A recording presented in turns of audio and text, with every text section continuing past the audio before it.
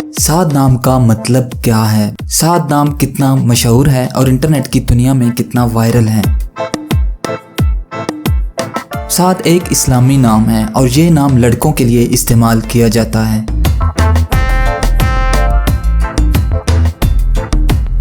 साद नाम का मतलब नेक है। साद की इब्तदाई तारीख अरबी जुबान से निकलती है।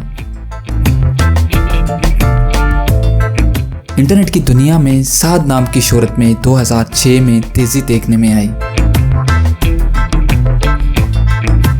पिछले 15 साल में आप साद नाम की शोहरत और ट्रेंड्स का ग्राफ स्क्रीन पर देख सकते हैं। मौजूदा डाटा के लिहाज से साद नाम 2016 में वायरल रहा और मकबूलियत की हदों को छूने लगा। साद नाम मोरक्को, तंजानिया और लबनान में बहुत पसंद किया जाता है और कसरत से इस्तेमाल में है। अगर आपका नाम साद है तो कमेंट्स में अपना पूरा नाम लिखें ताकि हम आपके लिए अलग से वीडियो बना सकें। ये वीडियो आप साद नाम के किसी दोस्त के साथ शेयर कर सकते हैं, यकीनन वो इसे बहुत पसंद करेंगे।